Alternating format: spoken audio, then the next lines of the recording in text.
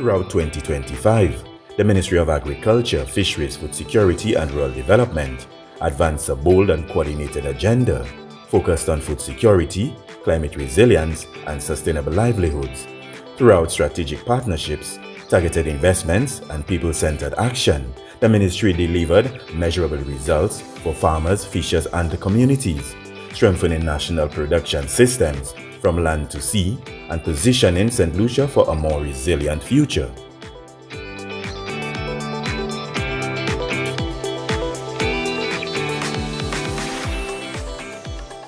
To begin the year, the Unleashing of Blue Economy of the Caribbean UBEC project played a critical role in safeguarding livelihoods, improving food security, and strengthening resilience within the fisheries and agriculture sectors. Cold storage is critical in the journey of fish from ocean to plate. Properly maintaining the cold chain from the moment of harvest ensures that fish retains its nutritional value, freshness, and safety for consumption. It is not only for protecting public health, but it plays a large part in enhancing the marketability of our local catch.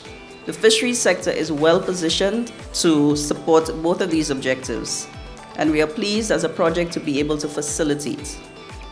It was about a year ago that we met as project team, Department of Fisheries and cooperatives to discuss how to map out some of the elements of supports under the project. We discussed the inputs that would support the maintenance of the cold chain from catch to consumer, and specifically how we could customize some of the project investments to suit your needs, including the ice bins, which we'll be handing over today, but also the ice machines that we have already procured, and training for fishers on fad fishing and general safety at sea. The fisheries sector remains very significant because it contributes to food nutrition and security. And this support to the fishers today is necessary. It hurts and it's a pain sometimes when I go to the fishing port in Vieux-Fort, and even in my constituency, and you see the fishers with the small coolers, and you just see they take a few shovels of ice and just place it over it. And then tomorrow they spend an entire day going to all parts of the country to sell. So the ice boxes, I'm sure, will go a long way in terms of enabling them to store much needed ice in close proximity to the landing sites, to be able to allow the quality, as you mentioned, of the fish to be one that is at the highest level. In response to mountain challenges, the UBEC project moved swiftly to support banana plantain farmers affected by black sigatoka disease.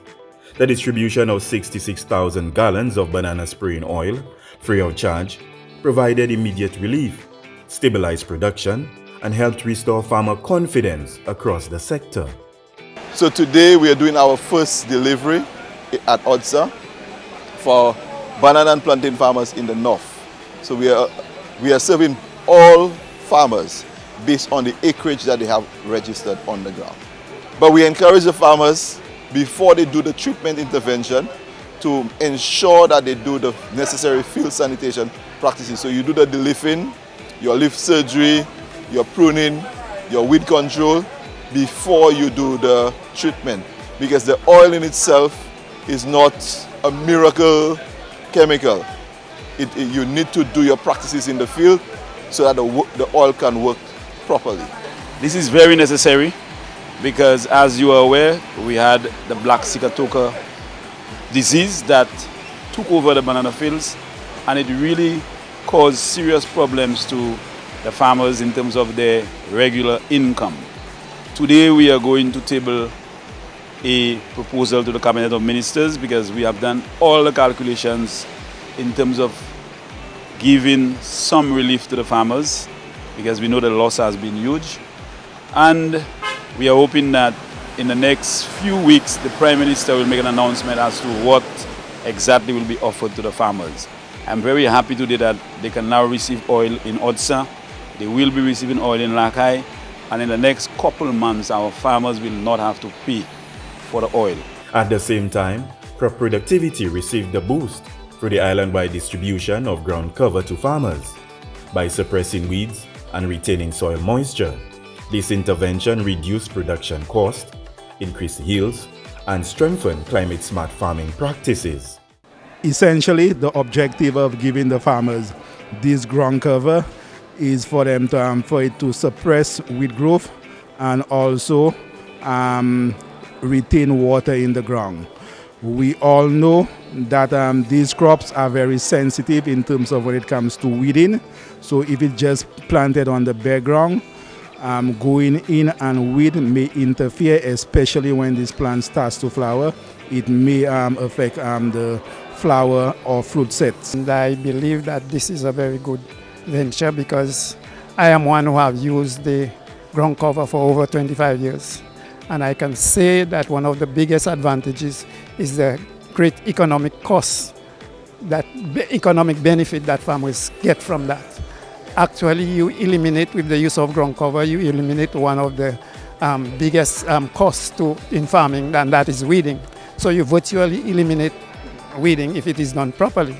The second advantage is that also irrigation, because with the ground cover, you minimize the amount of water that you need because the ground cover also serves as conserving moisture in the ground. Meanwhile, maritime safety remained a top priority.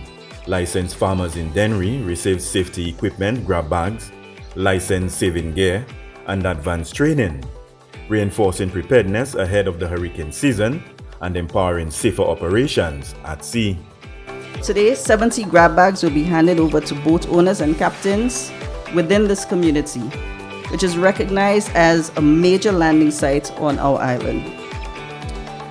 Through a thorough assessment of the needs of fisherfolks, it was determined that safety is an important aspect which crowns the necessities of this rather dangerous livelihood pursuit. We know that the ocean can often be very unforgiving. So UBEC is happy to have also strengthened this by delivering a boatmaster training program, which provided instruction on safety at sea techniques and practices, including basic navigation, radio communication, to name a few. The Gear Up for Life Safety Equipment for Fisherfolk Distribution Tour, with the theme Empowering Safer Seas One Vessel at a Time, is more than just about handing out safety gear, which is lovely adorning here, but it's about equipping you with the tools and the support to protect yourself, your crews, and your communities every time you head out to sea. So for the month of June, the Department of Fisheries will be conducting a nationwide handover of these grab bags containing safety equipment, as well as life jackets for crew members or anybody who completed the boating master's course.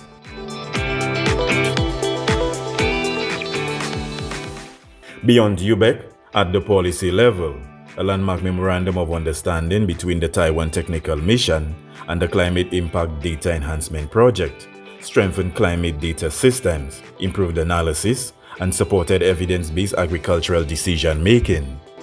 Climate change is posing tremendous threats to our planet. Extreme weather events have been demonstrating damaging impacts on our livelihoods and specifically food security.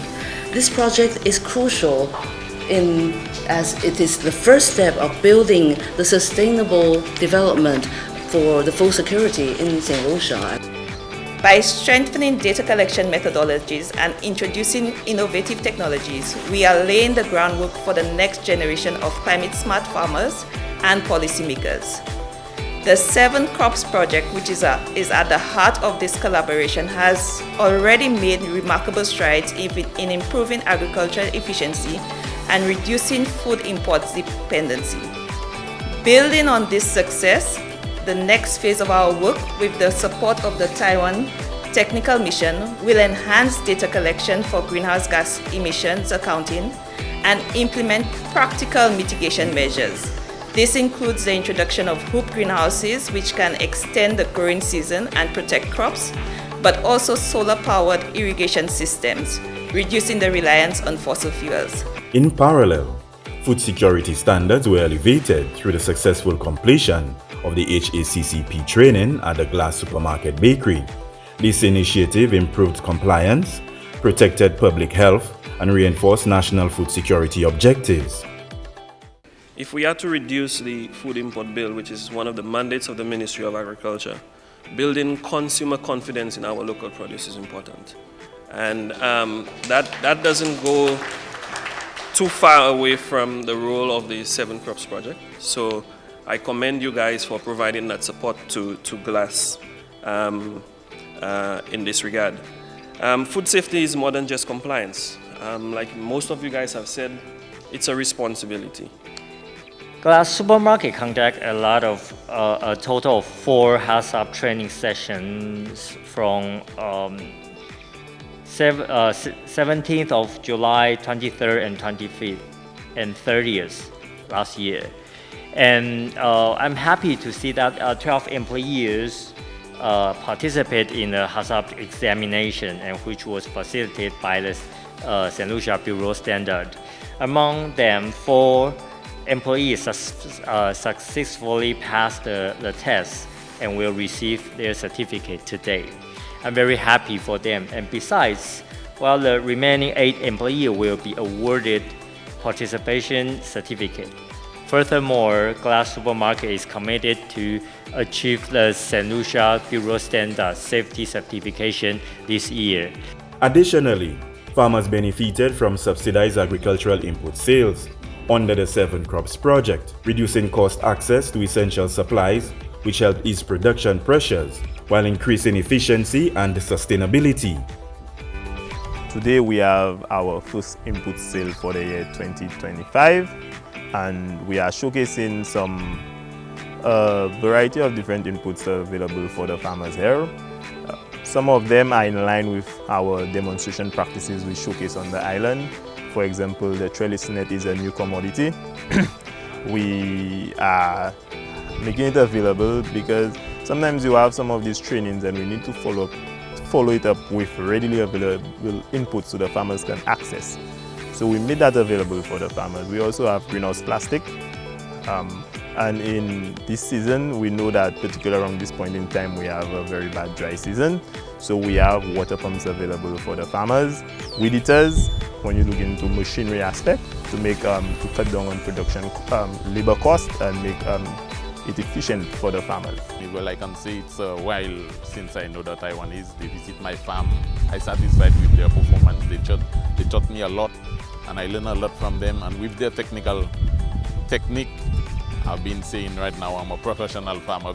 Responding to concerns from farmers and retailers, CADI, supported by the Inter-American Institute of Cooperation on Agriculture, ICA, worked with the ministry's tissue culture laboratory to mass multiply local and imported yam varieties using advanced tissue culture technology. The pathway that was taken is to generate from local planting material to use the tissue culture process, which can do thousands of plants in a shorter space of time than the normal natural propagation way. And in so doing, the CADI and ICA partnered and worked with the Ministry of Agriculture through the tissue culture laboratory to go through the process of the production of thousands of tissue culture plants in yams. CADI's technical team included a visiting yam agronomist who continued supporting farmers as the island prepared for a major boost in yam production. St. Lucia's agricultural sector is poised for new growth as the government of St. Lucia, through the Ministry of Agriculture, Fisheries, Food Security and Rural Development, continues to advance its bilateral partnership with the government of Indonesia.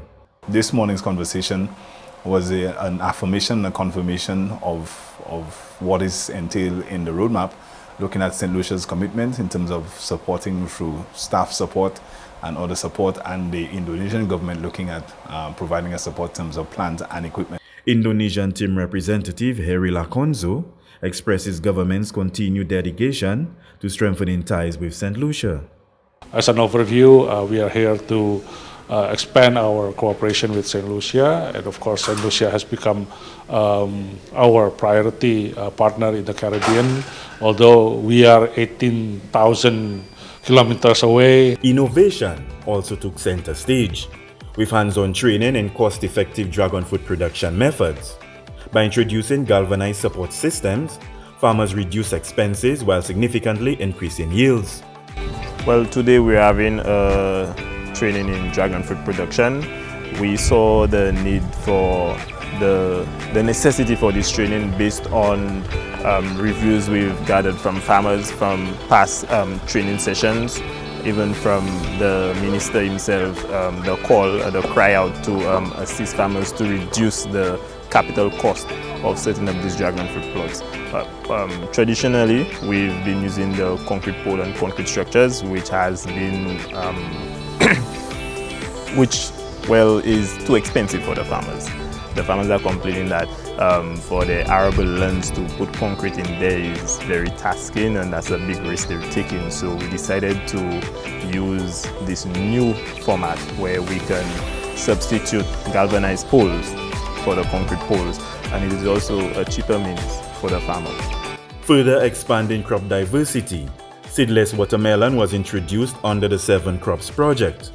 Through targeted training and field demonstrations, farmers gained the skills needed to cultivate a high-value crop with strong local and export market potential. This type of watermelon is very popular in Asia as well as in Europe and as well as in the US because of its convenience to eat without the seeds, and of course because it's much juicier and sweeter. This is why I'm happy to be here today, because the 7 Crops program funded by the government and people of Taiwan is really helping us achieve a reduction in our food import bill. But I was happy that we reduced the imports by 24% for the 7 Crops program. But I believe we have to do more.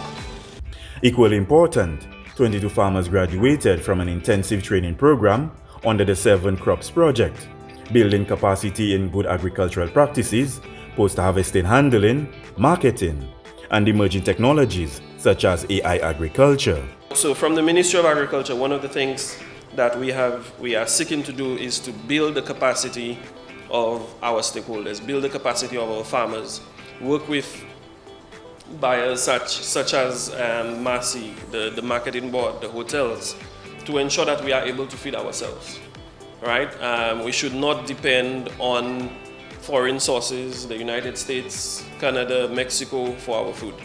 And this is one of the reasons why this capacity building program is really important. And the chairperson said, Mr. Wilson said, it is not just what you learn in the 5 weeks, it's your ability to implement it. This year we were especially pleased to introduce a new concept, AI in agriculture, which reflects the shared vision between Saint Lucia and Taiwan in advancing toward modern technology-enabled farming. What was impressed us most is not only your attendance, but your enthusiasm to learn.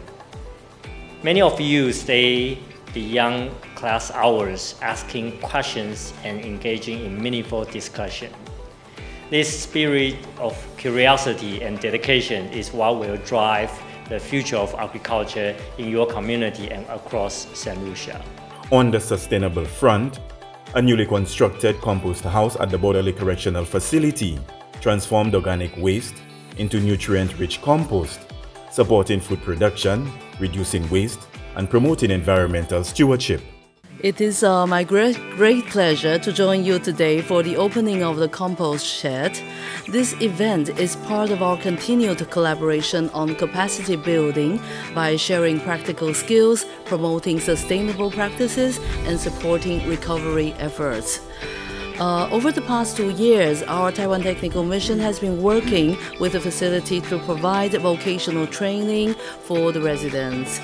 Last year, we organized soap making workshops, sharing the know-how, material, and equipment so that participants can produce soap right here at the facility independently. These initiatives not only equipped the residents with practical skills, but also foster creativity, self-reliance, and confidence. This year, we are very happy to support the introduction of the small-scale compost system through organizing this workshop and setting up the compost shed. Today is a very, very important day for me because every time I have to speak and to make remarks in something or related to something that will contribute to food security, I'm always excited. And here we are today, again from the 7 Crops program, sponsored by the Taiwanese government and the Taiwanese mission, in a tune of 10 million EC dollars, commencing 2022, ending in 2026. And that contribution, I must say, has done wonders to the agricultural sector.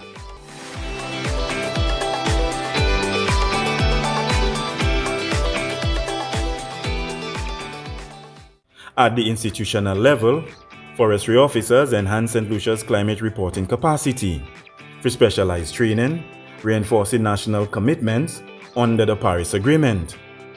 So it's about giving the tools to the team, tools for data collections, tools for data processing, understanding the implications, of the reports, understanding the scope of the reports and how they should be all involved. Going forward, they must be part of the process because this is something our government has signed on to. The climate change, we've decided that we're moving in the REDD+ direction, which means reducing emissions from forest degradation and deforestation, and we're looking into conserving more forests so that the Saint Lucia as a whole can benefit from these things. Celebrating local heritage, the Independence Seafood Festival highlighted St. Lucia's vibrant fisheries sector, encouraging local consumption and strengthening food security. We need to look at our food security. We need to teach our youngsters how to cook seafood. A lot of them don't know, and we need to continue this and to lessen the import bill. Once we can do that, I believe we are on the right trajectory. I am very, very happy with the contribution, and I'm very happy for the ministry taking this initiative to collaborate with the National Independence Committee to make this venture a success. I can see from year 1 when it started 3 years ago that it is growing, and it is growing rapidly. Based on what you see here, the number of persons you see here is a clear indication that this activity is critical and must continue. So I'm very happy today, and I'm looking forward to the full participation of all St. Lucians in this Fish Festival as part of our national independence. At the household youth level, backyard gardening workshops and the first agriculture KEDI empowered citizens, inspired young people, and strengthened the future of agriculture. Preparedness remained critical as the ministry conducted mock African swine fever simulations and delivered targeted crop production training, safeguarding livestock, crops, and national food supplies. In a historic milestone, St. Lucia launched a crop insurance program for banana and plantain farmers, offering financial protection against climate shock while reinforcing confidence in farming. I am very happy today that we can say to our banana and plantain farmers that in the event they are affected by any natural disaster this hurricane season, they will receive some level of compensation. Very often in the past, I would have to speak to the Prime Minister after a natural disaster to see what level of assistance can be provided to our banana, plantain, and the entire agricultural sector. It was green gold that developed this economy. It was green gold long before tourism. It was banana farming that developed this country. So I think right now, with the government trying its best to cause the farmers to stay in bananas, albeit to sell to a different market, but to encourage them. Because the most devastating thing is to get up in the morning and you find that your entire crop is wiped out and you have nothing, you really don't have anything. So this insurance vehicle that we are putting together is something that to show our confidence in the farmer, our belief that farming is sustainable, our belief that young people should go into farming. Strengthening long-term production, the Tree Crops Expansion and Rehabilitation Project formalized partnerships to support breadfruit, coconut, avocado, and soursop, boosting markets, incomes, and resilience. A renewed national drive towards sustainable food production and healthier communities took center stage as stakeholders from across Saint Lucia united to chart the next phase of the island's food system transformation pathway.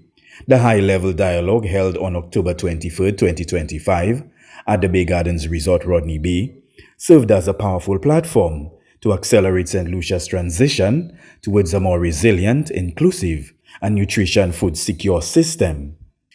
So what we're trying to do here is promote food systems. And what that basically means is building an ecosystem of actors and actions to ensure that there is food and nutrition security in the region. The whole purpose of this is to really guide the ministry to develop policies and programs that are geared towards achieving the SDGs, zero hunger, building resilience in the agricultural sector, reducing poverty. So really and truly, this document is kind of like the cornerstone of the national efforts. Permanent Secretary in the Ministry of Agriculture, Fisheries, Food Security and Rural Development, Bradley Sentange, emphasized that the success of the transformative pathway lies in St. Lucia's ability to adapt to its national priorities and ensure strong local ownership. The success of this pathway depends on national ownership.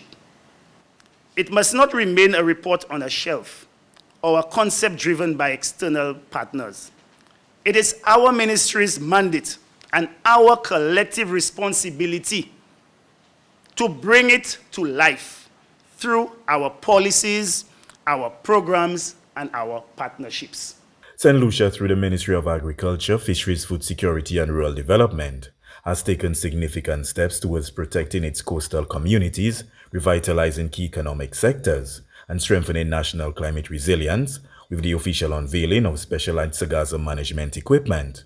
The donation made possible through the United Nations Development Programme, UNDP, and funded by the government of Japan, marks a major advancement in the nation's effort to manage and mitigate impacts of Sargassum along St. Lucia's coastline. We may not be able to stop the Sargassum from coming to our shores. However, with these tractors on hand, St. Lucia is now in a better place to manage the impact of the Sargassum in a timely manner through periodic cleanups. Let us celebrate the progress we have made today. I wish to reassure the St. Lucia public of our commitment to the effective and efficient management of Sargassum on our beaches. This project represents more than just equipment, and I mentioned earlier. It symbolizes commitment to collaboration and resilience to protecting our coastal and marine resources for future generations. It also reflects the strong partnership, and I did mention that, between or amongst the agencies. Let me say that the issue of Sargassum is one that does not rest only with the Department of Fisheries.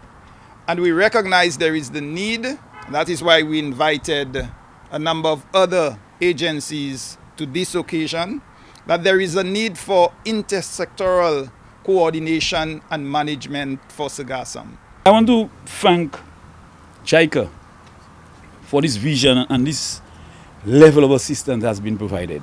And I can't wait to see the boat. I can't wait to see the truck and the rest of what is to come. Because we must approach it from the ocean down to the beach. And I will be very grateful, the representative of JICA, that you indicate to your team that we can't wait no longer. We are approaching the tourism season, where we will be seeing lots of tourists coming from all over the world. We would hate to know that they cannot enjoy our beach or beaches because of Sargassum. Finally, the Banana and Plantain Festival celebrated innovation, nutrition, and local cuisine, underscoring the importance of homegrown food in national food security. Saint Lucia every year also celebrates World Food Day in many ways, and it's linked to our annual work program, because one of the things we are looking at, and the minister has said it, is our food and nutrition security. It is key. Now, with that said, we have another branch, another attachment, Eat Fresh, St. Lucia's best. That means we need to encourage St. Lucians to eat more of what is produced locally. We must ensure that we are food secure. And when we are food secure, we will be able to ensure that we have food available to all persons, and at the same time, food that is nutritious, that contributes to the health of a country or a nation. I'm happy that the ministry has been able to secure the funds like previous years to create a vibe, an opportunity where people can come in and showcase their products. And this year it is about plantain and bananas. In reflection, 2025 was a year of decisive action and meaningful progress for the Ministry of Agriculture, Fisheries, Food Security and Rural Development. Through innovation, partnership, and people-focused solutions, the ministry strengthened livelihoods, protected national resources, and laid a firm foundation for a food-secure, climate-resilient St. Lucia.